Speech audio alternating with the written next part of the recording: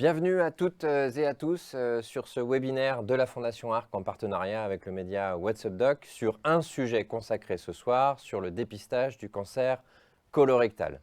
Un sujet majeur de santé publique qui occupe beaucoup d'esprits, beaucoup de situations dans les cabinets, en ville et à l'hôpital, et qui est extrêmement important car il y a une large part pour l'optimiser. C'est ce sujet que nous allons voir ce soir et j'ai le plaisir de retrouver sur ce plateau le professeur Éric Solary, vice-président de la Fondation ARC, qui reviendra sur les enjeux pour la Fondation ARC de s'investir sur ce sujet. Je serai aussi accompagné du professeur Manfredi, hépatogastro-entérologue au CHU de Dijon, qui reviendra sur le parcours du dépistage du cancer colorectal que l'on connaît, mais que peut-être l'on doit mieux connaître encore pour savoir vers quel sous-segment du parcours on doit orienter les patients. Et puis enfin, j'évoluerai avec le docteur Boage, qui travaille à l'IGR, sur les innovations thérapeutiques, les évolutions thérapeutiques, et puis ce que l'on peut en attendre, pour enfin revenir avec professeur Solary sur les perspectives que l'on en imagine avec la Fondation ARC.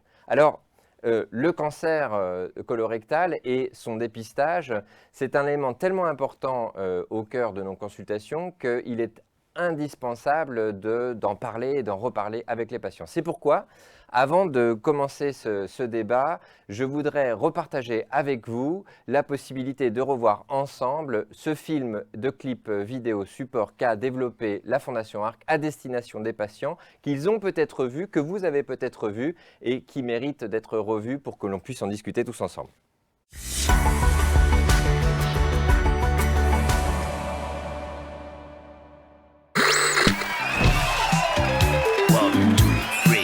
Cette année pour se sentir bien, lâchez rien tant qu'il ne lâche rien. C'est le moment idéal, dépistage colorectal. Aux toilettes, poussez douce, le popo c'est pas tabou. On démoule, on envoie, on sort son plus beau caca. On ne lâche pas son papa, son mari, son amant. On ne lâche pas sa maman, sa copine et ses parents. Oh, cette année pour se sentir bien, ne lâchez rien tant qu'il ne lâche rien. C'est le moment idéal, dépistage colorectal. Tu veux pousser un proche à faire son dépistage? Envoie-moi son numéro sur nelâchez-rien.fr. Alors, le moment idéal, dépistage colorectal, ce clip prête un petit peu à sourire, mais pour un sujet pourtant extrêmement grave, évidemment. Professeur Éric Solary, pourquoi est-ce que la Fondation ARC s'est vraiment investie sur ce segment ?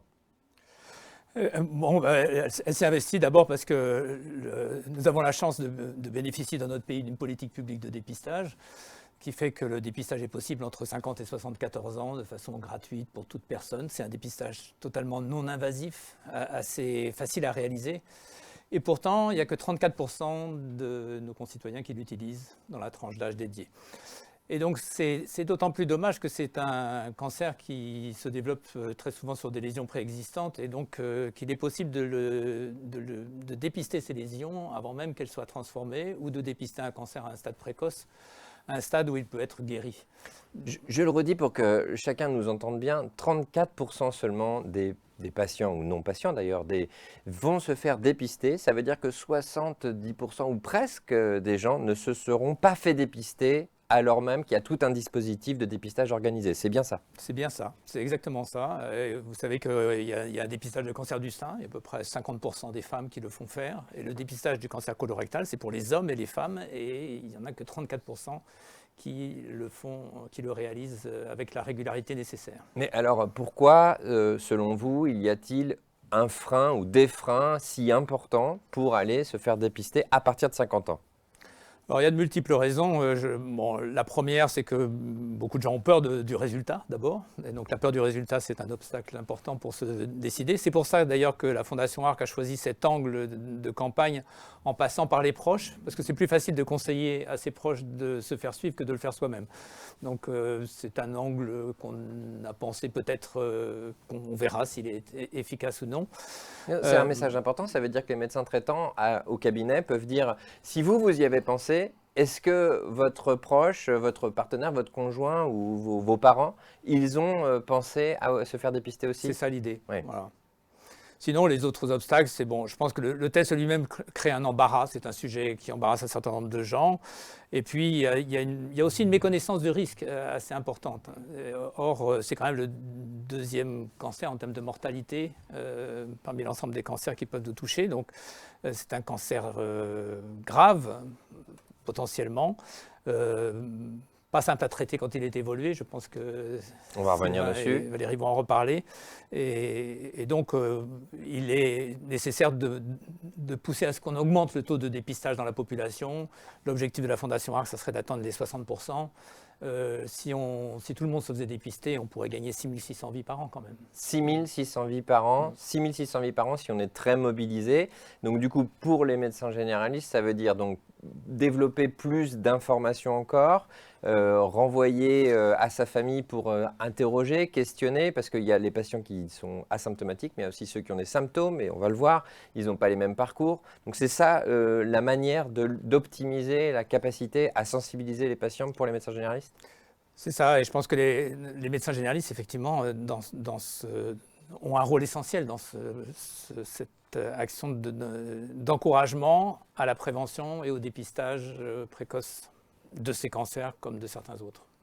Un rôle essentiel, et justement, je voudrais qu'on le voit ensemble, et pour ça, je voudrais lancer la séquence numéro 2 de ce webinaire.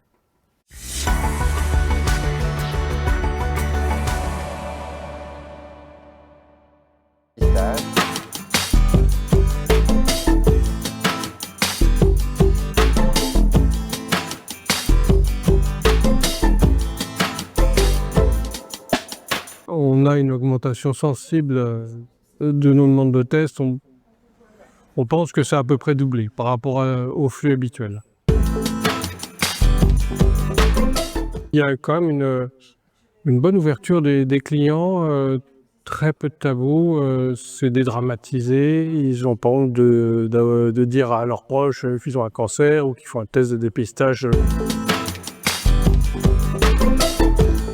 Une pochette qui se présente sous forme de 3 volets, avec en premier le mode d'emploi, en deuxième la fiche de circulation, d'identification pour la sécu de labo, le tube à essai pour le prélèvement, et puis enfin la pochette dans laquelle on va mettre le tube pour le retour au labo.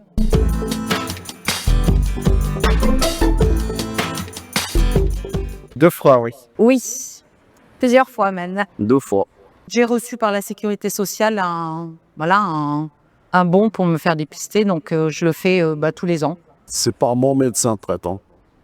Il m'a conseillé de faire ça normalement tous les 2 ans. Non, jamais. Parce que je suis déjà suivie et que j'ai des examens régulièrement. J'ai suivi les explications et j'ai reçu les résultats assez rapidement. Le dépistage, on n'en parle pas tellement, hein, c'est vraiment la sécu qui vous alerte. Hein. C'est pas, c'est un cancer auquel on ne pense pas du tout. Ça reste un sujet tabou. Faire des campagnes, certainement avec des exemples de personnes qui en ont réchappé, parce que ça donne de l'espoir.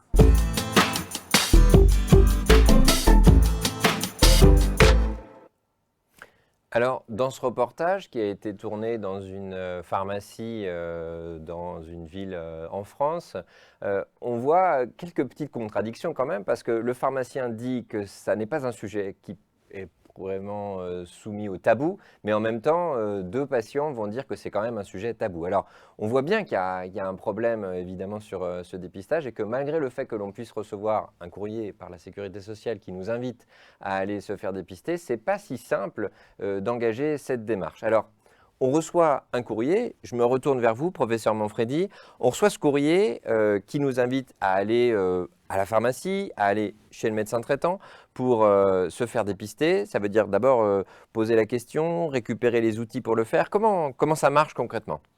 Donc, concrètement, le courrier, comme vous le dites, est adressé par la Caisse nationale d'assurance maladie maintenant, depuis 2 ans.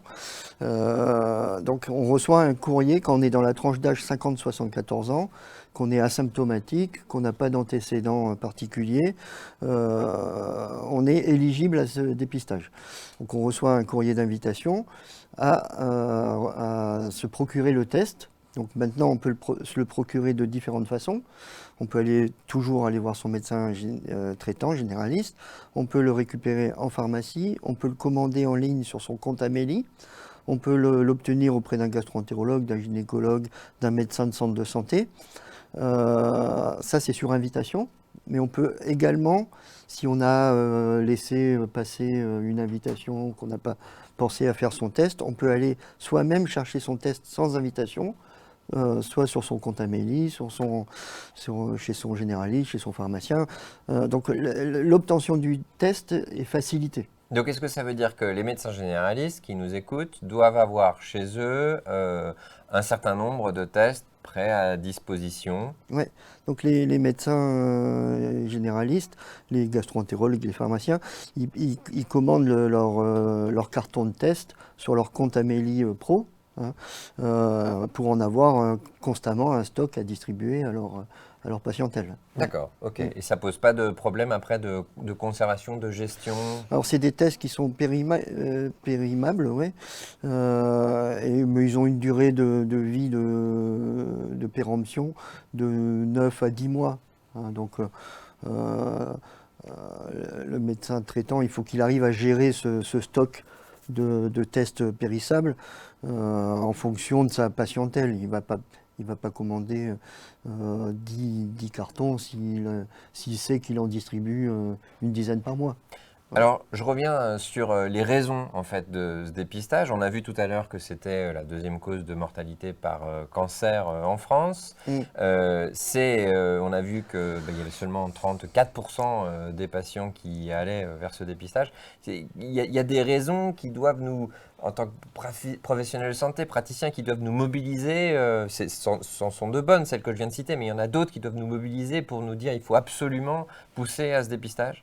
Mais il faut que la population se rende compte qu'en fait personne n'est pas à risque. Il n'y a personne qui a 0 risque de ce cancer. On est tous à un risque au moins moyen. Il y a des gens qui ont un risque un peu plus élevé, c'est ceux qui ont des apparentés au premier degré de personnes qui ont eu un cancer du côlon ou des polypes, ou les patients qui ont des maladies inflammatoires chroniques de l'intestin, qui doivent, eux, se faire dépister par des coloscopies régulières. Et alors là, du coup, je vous arrête juste un instant. C'est 50 ans pour tout le monde, quand on est asymptomatique, qu'on n'a pas de facteur de risque. Ouais. Et quand on a ces facteurs de risque que vous évoquez, c'est plus tôt. Alors, c'est 10 ans avant le cas index, quand c'est des antécédents de cancer du côlon. Et pour les maladies inflammatoires chroniques de l'intestin, ils ont de toute façon un programme de suivi de leur maladie chronique qui fait qu'on surveille à la fois la maladie de Crohn ou la rectocolite et à la fois l'apparition de lésions. Alors pour ces patients-là, ils sont très suivis, je le comprends, mais pour les patients qui ont un antécédent familial, d'abord on ne le sait pas forcément soi-même parce qu'on n'est peut-être pas forcément au fait de toute sa famille, mais ensuite quand on est médecin traitant, peut-être on n'a pas posé cette question, peut-être cette question est passée à l'as au moment de notre interrogatoire.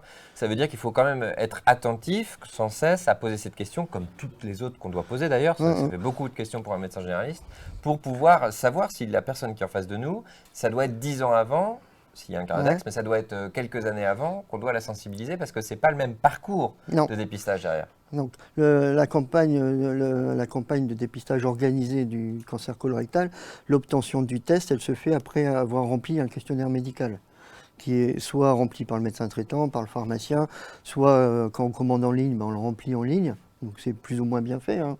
Comme vous dites, les gens ne connaissent pas forcément les tenants et les aboutissants de ces antécédents. Mais initialement, le dépistage, il passait par le filtre du médecin traitant avec ce questionnaire d'éligibilité. C'est-à-dire que le médecin traitant, il checkait toutes les cases. Si c'était un risque moyen, il délivrait le test.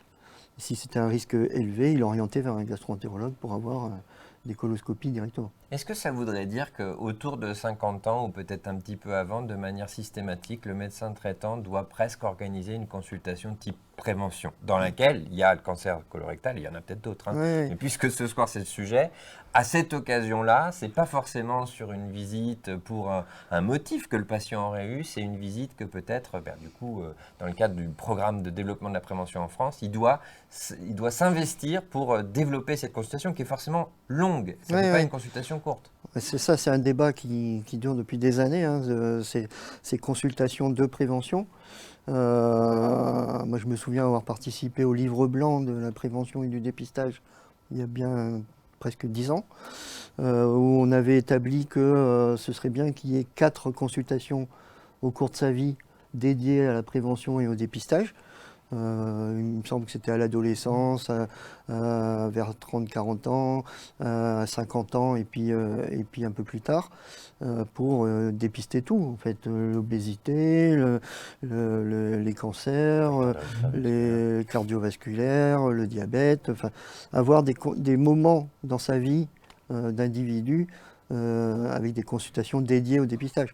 Alors, est-ce que ça doit reposer uniquement sur le généraliste ou que former des professionnels dédiés à ça? Ça, pour l'instant, c'est encore en débat. Alors, je reviens ce serait mieux si c'était le généraliste qui connaît bien sa patientèle, mais il faudrait qu'il ait le temps, que ce soit des consultations qui soient rémunérées en conséquence, enfin qu'il y ait tout un système qui s'organise. Ouais. Je reviens sur le dépistage, et parce que c'est une question qui doit lui être posée souvent, j'imagine qu'un certain nombre de patients, comme on a eu dans le reportage, il y a des patients qui doutent et qui se disent mais ce dépistage, ce test, il n'est pas fiable. Qu'est-ce que vous pouvez dire à ça pour donner des arguments pour que les médecins traitants, tac au tac, répondent et disent mais non, pas du tout, vous vous trompez. Il y a plus de risques à l'ignorer. Ah oui, il y a plus de risques à l'ignorer, et c'est un test qui est très fiable, c'est le test de dépistage le plus fiable. Ça a été comparé à la réalisation de coloscopie, à la réalisation de coloscopie courte. Il y a aussi des biopsies liquides, enfin des prises de sang qui sont validées aux États-Unis et tout ça. Mais en termes de coût-efficacité, le test de recharge de sang dans les selles, alors c'est pas très agréable d'aller tripoter ces selles, hein, mais c'est le test qui est le plus fiable, le plus rentable et qui est le plus coût-efficace. Mais certains disent, mais oui, mais on peut avoir du sang pour d'autres raisons dans les selles que le cancer. Bien sûr, oui. Donc on peut avoir des autres causes de saignement, mais quand ce test est positif, il trouve une fois sur 10 à peu près un cancer au tout début.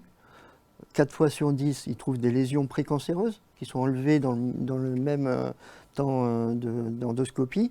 Et puis 5 à 6 fois sur 10, on ne trouve rien.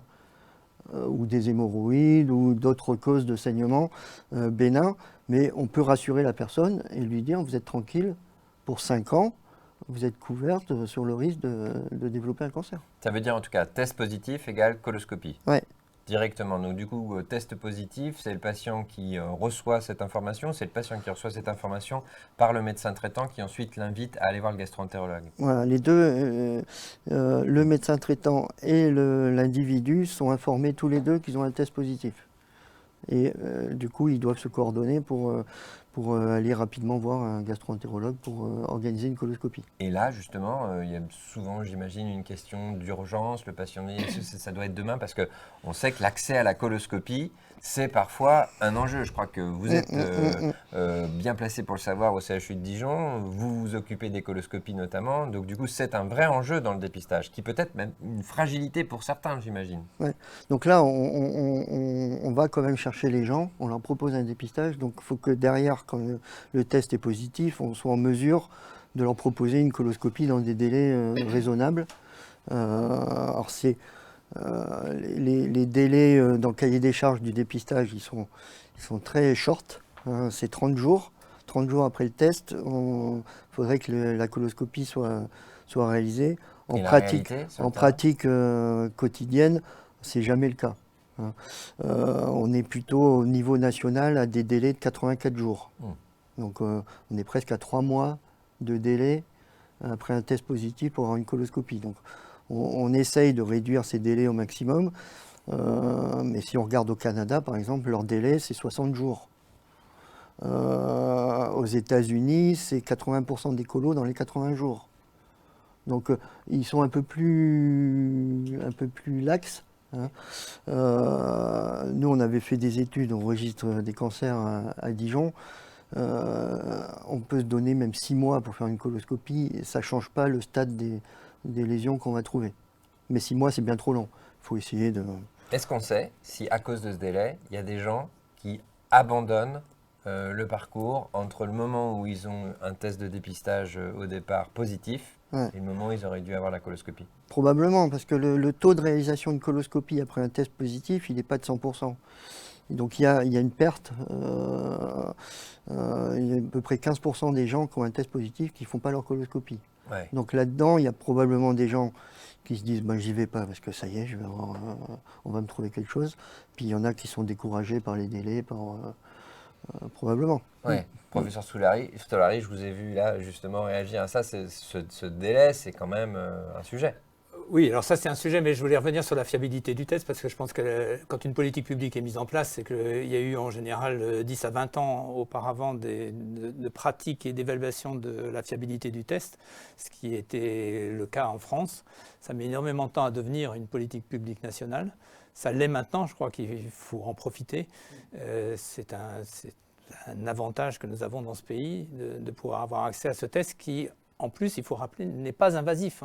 Il n'y a pas beaucoup de tests de cette nature, totalement non invasifs. Alors embarrassant, mais non invasif. Mais je pense qu'au risque de faire une coloscopie, certains pourraient penser que du coup, ils ne veulent pas mettre le doigt dans l'engrenage du test initial, j'imagine. Toutes les excuses sont bonnes quand on ne veut pas aller faire un examen.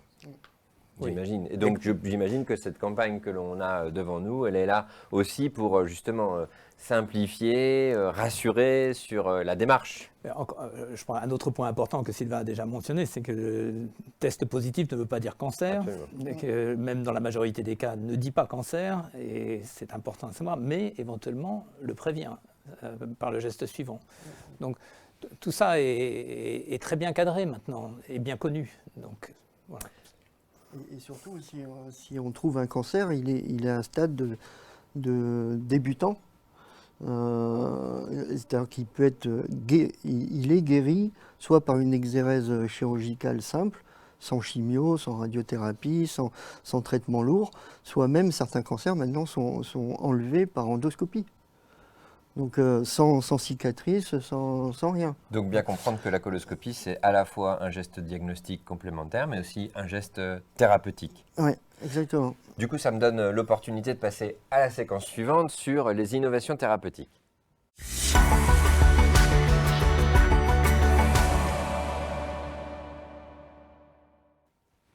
Docteur Boage, vous êtes oncologue et spécialisé en gastro-entérologie à l'IGR. Je voudrais vous interroger sur justement les principaux traitements et juste avant cette petite parenthèse de redire que l'innovation thérapeutique c'est un sujet au cœur une fois que la maladie est présente, puisqu'on a concentré notre débat sur le dépistage et vous pouvez poser des questions chez vous sur le chat room du Zoom pour pouvoir échanger avec nos experts. Ça me semble très important de bien dire que une fois qu'on rentre dans la pathologie, on l'a vu, parfois le traitement initial ne suffit pas, on rentre dans d'autres traitements, alternatives thérapeutiques. Alors quelles sont-elles aujourd'hui ? À l'heure actuelle, le traitement du cancer colorectal, il repose quand même encore beaucoup sur la chirurgie, puisque les cancers du côlon localisés sont guéris par une colectomie, l'ablation d'une partie du côlon chez plus de la moitié des patients. La chimiothérapie adjuvante, elle diminue le risque de récidive pour les stades 2 à haut risque et les stades 3. Mais il faut bien rappeler qu'effectivement, la maladie métastatique est en très très très grande majorité une maladie qui n'est pas curable, même si on a fait des progrès en termes de chimiothérapie, en termes de radiothérapie et de chirurgie. La différence avec certains autres cancers, c'est que les métastases, quand elles sont opérables, on les opère parce que c'est la seule manière d'avoir une perspective de survie à long terme, mais la très grande majorité des patients métastatiques, on ne les guérit pas. Donc, juste pour resituer, parfois la coloscopie, juste une polypectomie suffit. Parfois, ça ne suffit pas. Il va falloir y avoir une colectomie plus une chimiothérapie adjuvante. Dans certains cas, les ganglions sont envahis ou quand la tumeur envahit toute la paroi du côlon. Et parfois, si on a une métastase isolée ou quelques métastases qui sont résécables, on peut aller jusqu'à après le traitement primitif, en plus le traitement de la métastase ou des métastases. Oui, alors dans ces cas-là, effectivement, la prise en charge commence par une chimiothérapie qui est censée contrôler la maladie métastatique et pour opérer secondairement le primitif et les métastases dans un ordre qui n'est pas forcément figé au départ. Mais ça représente vraiment, parmi les malades métastatiques, seulement 15 à 20% sont opérables de manière curable. D'accord. Alors, je reviens sur les traitements systémiques, notamment pour les médecins traitants qui, sans doute, doivent avoir ces questions qui viennent se poser, soit pour des patients qui ont peur de rentrer dans la maladie ou qui rentrent tout juste dans la maladie et qui se posent mille et une questions. Depuis longtemps, on parle de ces chimiothérapies pour les cancers colorectaux. Il y a des innovations moléculaires, quelques-unes, je crois, pour seulement quelques patients. Oui, alors la triangulaire, disons, la chimiothérapie reste majoritairement cytotoxique, avec 3 cytotoxiques, l'oxaliplatine, le 5-FU et l'irinotecan. Mais là où on a fait des progrès, c'est sur la caractérisation moléculaire des cancers colorectaux, qui est finalement, il n'y a pas un cancer colorectal, il y en a beaucoup, et on peut les classer sur le plan moléculaire. La grande avancée, la grande innovation s'adresse à 5% des cancers colorectaux métastatiques, donc ce n'est pas beaucoup, mais pour ces patients qui ont un phénotype dit MSI ou DMMR en immunohistochimie à partir des biopsies, on peut traiter de manière extrêmement efficace les malades par immunothérapie sans avoir à mettre de la chimiothérapie. Alors l'immunothérapie, je vous interromps un instant, c'est quelque chose dont on parle énormément, on en parle souvent à la Fondation d'ailleurs. C'est un sujet qui finalement est devenu connu pour les patients, dont on a l'impression parfois qu'il est d'ailleurs plus efficace et moins toxique que les chimiothérapies, on va dire plus classiques et traditionnelles. Là, vous nous exprimez bien que dans la pathologie du cancer colorectal métastatique, ça ne concerne qu'un petit groupe de patients. Très petit groupe. Mais pour lesquels il y a quand même un bénéfice. Mais qu'il ne faut pas rater, voilà. Parce que effectivement, c'est 5% des cancers colorectaux, c'est de l'immunohistochimie sur des biopsies diagnostiques. Donc il faut avoir systématiquement ce phénotype DMMR ou MMR sur les biopsies. Et à partir du moment où le malade est métastatique, il est traité par immunothérapie seule, sans chimiothérapie, avec des perspectives de survie extrêmement importantes, plusieurs années, voire des guérisons, un peu comme dans ce qu'on a vu avec le mélanome métastatique. Et la régression. Mais c'est encore une très petite partie des cancers colorectaux qu'il ne faut évidemment pas rater.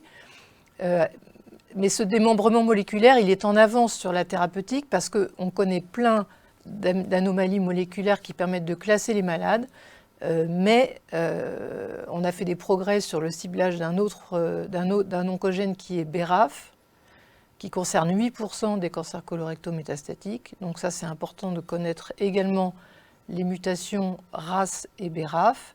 RAS parce qu'on donne des anti-angiogéniques en situation métastatique ou des anti-EGFR s'il n'y a pas de mutation RAS, moyennant quoi on a des taux de réponse en première ligne, en tout cas en première intention, qui sont importants, mais il y a énormément d'altérations qu'on ne sait pas cibler.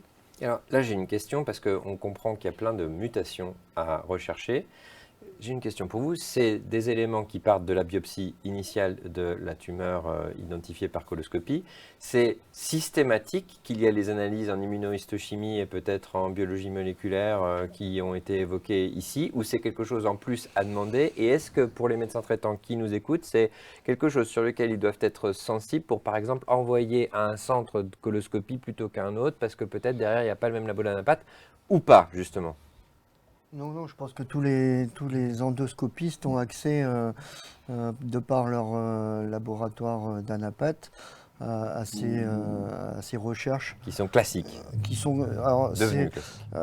il y a des impératifs, il faut avoir le statut MSI, il faut avoir le statut RAS, le statut BRAF, il faut que l'endoscopiste, dans la plupart des cas, les demande quand même.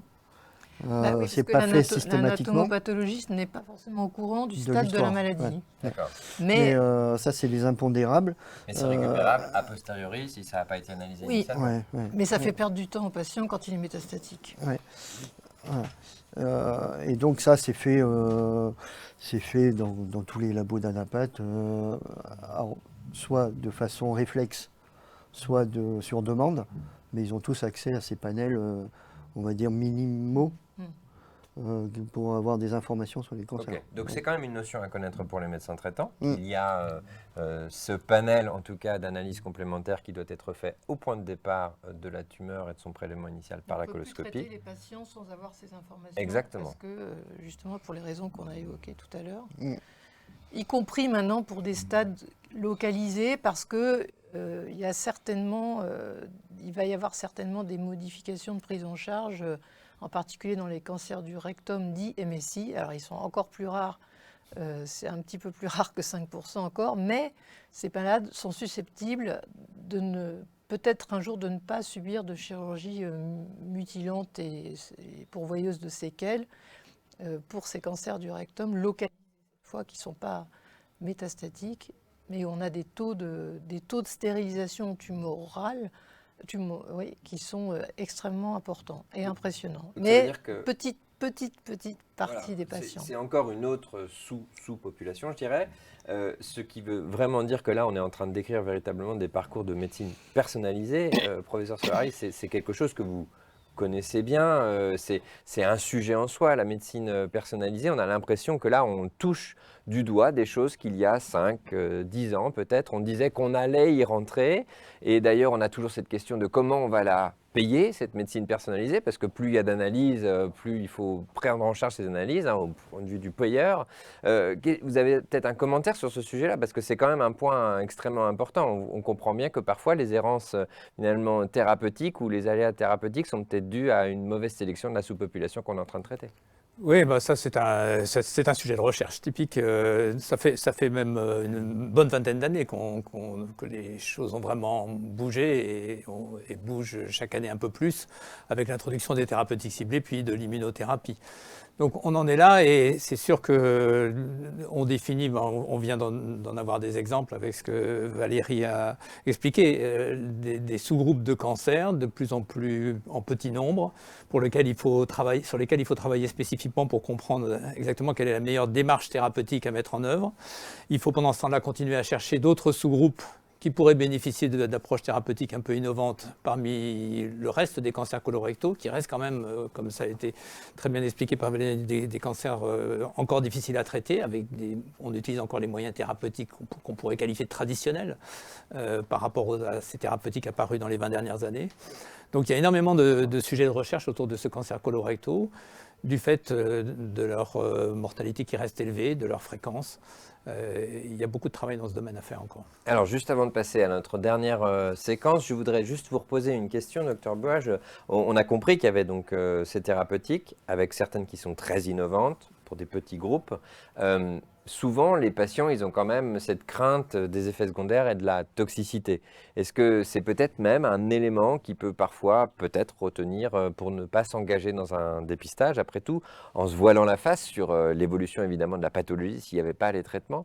Qu'est-ce qu'on pourrait en dire pour que les médecins traitants soient le mieux aguerris à ces situations pour savoir réconforter, rassurer, informer les patients? Pour des patients qui sont opérés à visée curative et qui ont besoin d'une chimiothérapie pour diminuer le risque de récidive, il faut expliquer que ces malades sont quand même guéris. Enfin, on parle, s'agissant des maladies des stades 2 et des stades 3, c'est des malades qui sont guéris dans plus de 60% des cas que par l'acte chirurgical, que la chimiothérapie va diminuer de moitié ce risque de récidive. Et donc, il faut insister sur le fait que, voilà, on est dans une optique de guérison. La deuxième chose qui peut rassurer aussi, c'est que dans certains stades 3, des essais ont montré que faire 3 mois de chimiothérapie adjuvante ne fait pas moins bien que 6 mois. Donc ça peut aussi rassurer des patients de savoir qu'il n'y a pas 6 mois, 1 an de traitement après une chirurgie pour être guéri. Après, pour la situation métastatique, là, les choses sont différentes. C'est-à-dire, soit on fait une chimiothérapie pour diminuer, enfin pour rendre la maladie opérable. À ce moment-là, on a des chimiothérapies qui sont assez intenses. Soit c'est des chimiothérapies pour des patients qu'on ne pourra jamais opérer, qui sont destinées à prolonger la vie du patient avec la meilleure qualité de vie possible. Et à ce moment-là, on rentre dans des schémas de traitement chronique qu'on essaye d'adapter, de désescalader le plus possible pour rendre la maladie vivable par le patient. Et si on voulait communiquer un message que les médecins traitants pourraient communiquer d'espoir ou d'évolution, quels sont les axes thérapeutiques de recherche, d'innovation qu'il est possible d'expliquer à un patient pour lui dire qu'il y a des enjeux et des évolutions face à nous? Alors, moi je dirais que la principale innovation qui est à nos portes, c'est vraiment l'ADN tumoral circulant. Pour plein de raisons. C'est surtout en situation de maladie localisée après chirurgie. Le fait d'avoir de l'ADN circulant détectable après chirurgie est extrêmement pronostic d'une rechute, beaucoup plus que le stade histologique. Donc ça, c'est un premier message. Et la bonne nouvelle, c'est que probablement qu'on va adapter les traitements de chimiothérapie post-opératoire à la présence ou non de cet ADN circulant qui reste minoritaire. Alors évidemment, il y a des techniques de sensibilité différentes, et des techniques très sensibles, des techniques moins sensibles, mais c'est vraiment un espoir de pouvoir cibler davantage le malade qu'il faut traiter par chimiothérapie. Et puis en situation métastatique, c'est important aussi parce que le taux d'ADN circulant, la cinétique de l'ADN circulant va permettre de nous dire, plutôt que le scanner, si la maladie répond bien au traitement et si il faut changer la stratégie de traitement, je parle pour les patients métastatiques sur le long terme, changer de traitement en fonction de mutations qui apparaissent, qui rendent résistante la maladie à un certain type de traitement. Et donc tout ça, c'est un progrès important, très important à mon avis. C'est l'innovation principale de ces très prochaines années. Et la deuxième innovation importante, c'est le ciblage des altérations moléculaires les plus fréquentes du cancer du côlon, dont on n'a pas parlé, mais le ciblage de l'oncogène RAS, qui est muté dans, on va dire, pour être simple, une grosse moitié des cancers du côlon. On commence à avoir des inhibiteurs de cet oncogène très fréquemment activés. Et là, il y a des essais qui sont extrêmement encourageants, qui ciblent cette mutation RAS dans les situations de métastase pour l'instant. Merci beaucoup. Donc ça veut dire beaucoup d'émulsions scientifiques, ça nécessite beaucoup d'attention, beaucoup de fonds, de financement. Ça va me permettre de basculer sur notre 4e séquence sur les investissements de la Fondation ARC.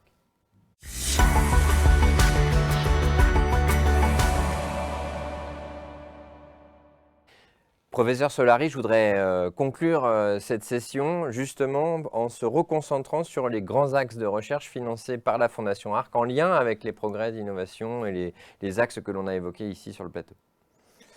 Oui, alors bon, la Fondation ARC, elle soutient toutes les formes de recherche sur le cancer. Donc ça va de l'épidémiologie jusqu'à des recherches de thérapeutiques nouvelles.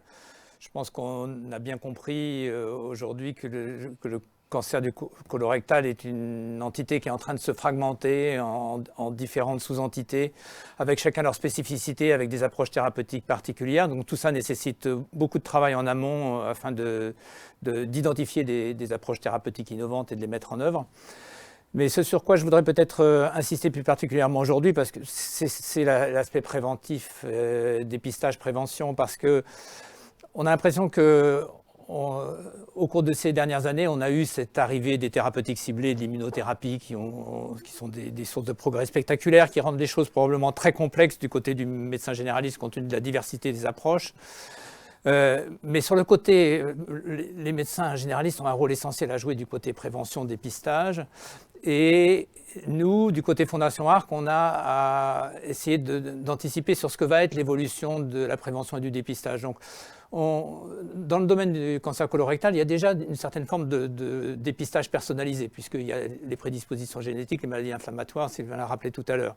Donc il y a déjà une forme de prévention personnalisée. Il est probable que de plus en plus, on se dirige dans ce domaine comme dans d'autres tumeurs vers une prévention de plus en plus personnalisée. Donc ça, c'est un sujet de recherche. Quels sont les critères qui vont guider un dépistage plus rapproché, plus précoce dans les années à venir? Une autre question qui est sur la table, c'est de savoir si le dépistage systématique doit être avancé de quelques années, puisqu'on parle beaucoup ces derniers temps des cancers précoces de l'adulte jeune. Le cancer colorectal, je crois, en fait partie. Et donc, il y a la question de savoir s'il faut avancer ce dépistage. Et puis, derrière tout ça, il y a toute la question de ce que sera l'avenir de la prévention et du dépistage. Et là-dessus, on peut tabler sur le partage des données. C'est probablement ce qui sera la source de la prochaine grande avancée de rupture en cancérologie, qui sera les progrès du dépistage et de la prévention en s'appuyant sur des algorithmes qui vont émerger de l'analyse, avec les outils d'intelligence artificielle, des données massives qui vont circuler. Et donc toute la difficulté aujourd'hui, c'est de faire circuler ces données, parce qu'en fait, elles circulent très mal. C'est de les homogénéiser, c'est de les rendre interopérables, pour utiliser le terme ad hoc, et de permettre aux chercheurs d'avoir accès à des quantités massives de données pour créer des algorithmes prédictifs du risque. Mais il y a déjà des exemples. Il y a des exemples en particulier dans le cancer du pancréas au Danemark, dans lequel, à partir des données simplement de suivi de la population, de façon extrêmement basique, le rythme de consultation, ordonnance médicale, on peut créer un algorithme prédictif du risque de cancer du pancréas. On peut imaginer que dans le cancer colorectal, il y aura peut-être un outil de cette nature un jour. Simplement en s'appuyant sur des données qui peut-être seront relativement simples. Le tout, c'est qu'elles soient homogènes, de qualité et qu'elles circulent. Donc, au sein de la Fondation, c'est un sujet qui nous préoccupe et on réfléchit à la façon dont on pourra accompagner ça à l'avenir. Professeur Solari, merci pour ces 3 grands chantiers qu'on a bien identifiés. Je voudrais prendre ces quelques dernières minutes juste pour donner quelques questions qui nous sont parvenues, qui sont assez intéressantes. Certaines qui permettent de ressouligner des éléments importants que l'on a évoqués ensemble. Donc, une question qui nous vient de Nantes. Y a-t-il des traitements complémentaires à prescrire des suites d'un cancer? C'est-à-dire une fois qu'on a eu le cancer, ou est-ce qu'une fois qu'il a été traité initialement, est-ce que l'on doit toujours avoir un traitement ou est-ce qu'à un moment donné, on peut parler de guérison ou de rémission et à partir de quand? On peut parler de guérison pour des patients qui ont été opérés à visée curative mais qui nécessitent un suivi pendant au moins 10 ans s'agissant de maladies métastatiques. La situation est très différente du cancer du sein où il n'y a pas vraiment de plateau, c'est-à-dire qu'il peut y avoir des récidives tardives. Le cancer du côlon, statistiquement, à partir de 5 ans après la chirurgie, le taux de récidive est extrêmement faible. Donc oui, par rapport au cancer du sein où il peut y avoir des récidives tardives, on peut dire qu'après 5 ans, entre 5 et 10 ans, mais 5 ans pour les cancers localisés, on peut parler de guérison et il n'y a pas de traitement, il n'y aura pas de traitement à suivre. Je reviens sur une question de dépistage tout au début. Tout à l'heure, on a vu que c'était l'âge limite de 50 ans, mais est-ce qu'on peut redire quels sont les facteurs de risque qui justifient un dépistage avant 50 ans? Donc avant 50 ans, c'est les antécédents familiaux au premier degré, donc les 2 parents et frères et sœurs. Donc les antécédents au premier degré de cancer colorectal ou de polypes. Voilà, ou les antécédents personnels évidemment de polypes ou de cancer colorectal. Donc ça c'est une catégorie. L'autre catégorie, c'est les maladies inflammatoires chroniques de l'intestin, donc c'est rectocolite hémorragique et maladie de Crohn, qui ont un risque plus élevé de faire un cancer colorectal. au bout de 10 à 15 ans d'évolution de leur maladie, même quand elle est quiescente. C'est-à-dire qu'il faut qu'ils rentrent dans un programme de dépistage, même s'ils n'ont pas fait de poussée depuis 10 ans. Donc ça, c'est le risque élevé. Et puis il y a le risque encore plus élevé, le risque très élevé. Donc c'est très peu de personnes, hein, c'est les maladies génétiques prédisposantes au cancer colorectal. Donc il y a toutes les polyposes, la polypose adénomatoseuse familiale, la polypose liée au gène MYH. Il y a les prédispositions non sans polypes, donc la maladie de Lynch. Et puis il y a 2-3 autres entités génétiques, mais qui sont parfaitement identifiées. Et là, les gens rentrent dans un programme de dépistage, à la fois par prise de sang pour rechercher les anomalies de MLH1, MSH6, enfin, les mutations identifiées. Et ils ont un programme de surveillance endoscopique, voire même de colectomie prophylactique. Alors, une dernière question qui revient presque au basique, mais qui me semble extrêmement intéressant à redire de votre voix à chacun d'entre vous. Le patient revient, le test est positif. Quels sont les mots? Qu'est-ce qu'on lui dit? Comment on lui dit? Allez, chacun à votre manière, vous pourriez exprimer cela. Donc nous, on les voit, enfin moi je les vois en consultation pour programmer une coloscopie. Ils ont déjà été un peu préparés par leur médecin traitant. Donc on leur redit. Si vous vous mettez à la place du médecin traitant, justement. Voilà, je me mets à la place du médecin traitant. Et ben, il faut leur dire qu'il faut absolument faire la coloscopie, hein, même s'ils signalent des hémorroïdes, des rectorragies, des suyages, des choses comme ça. Le test positif ne doit pas, même si on a des hémorroïdes, on ne doit pas attribuer le saignement aux hémorroïdes. Il faut faire une coloscopie. Il faut motiver son patient pour faire la coloscopie et bien lui dire que test positif n'égale pas cancer. Docteur Bouage, un autre élément peut-être? Je lui dirais qu'il y a de fortes chances qu'on ne trouve pas de cancer et que la coloscopie non seulement permettra de dépister à un stade précoce, de guérir le patient, mais même de guérir le cancer en enlevant un polype. Ça, on l'a bien compris tout à l'heure. Et professeur Solari? Qu'est-ce que je peux ajouter à ça? Pour le mot de la fin.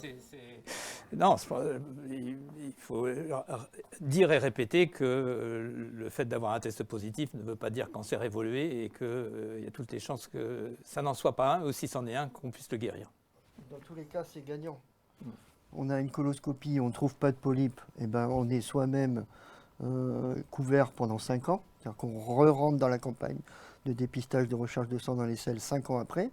On peut rassurer aussi ses apparentés au premier degré en leur disant « j'ai rien, vous n'avez pas besoin de rentrer dans un système de dépistage particulier. On vous trouve des polypes, on les enlève pendant le même geste et vous êtes tranquille. Et on vous trouve, si jamais par malheur ou par chance, on vous trouve un petit cancer, il est à un stade débutant pour lequel il va être guéri 9 fois sur 10. Sans chimiothérapie, alors parfois avec chirurgie, parfois avec un petit peu de chimiothérapie adjuvante, mais il a 9 chances sur 10 d'être guéri. Très bien, merci beaucoup, le message est très clair, il n'y a pas de place pour faire l'autruche quelque part à partir du moment où on a un résultat positif. Autant avoir un dialogue franc sur les étapes d'après, mais autant avoir un dialogue aussi de rassurance parce qu'il y a des thérapeutiques et il y a parfois aussi tout simplement un non-diagnostic. Il ne s'agit pas d'un cancer, ce n'est pas parce qu'il y a du sang dans les selles. Merci beaucoup, professeur Manfredi, docteur Bouage, professeur Solari. Merci. Merci au travers vous à la Fondation ARC qui organise ce webinaire. Merci à l'ensemble des auditeurs et puis de tous les médecins traitants, médecins généralistes qui prennent en charge les patients chaque jour face à des questions qui ne sont pas toujours faciles et évidentes, face à des craintes et à des tabous que les patients peuvent ressentir qui ne sont pas faciles à démasquer dans une période où souvent beaucoup de gens ont des vérités trop faciles à dire. C'est un métier de première ligne et vraiment coup de chapeau parce que ça n'est jamais évident. On espère que ce webinaire, comme d'autres, vous donnera des arguments et plus d'énergie encore pour intensifier le dépistage. Merci beaucoup, bonne soirée.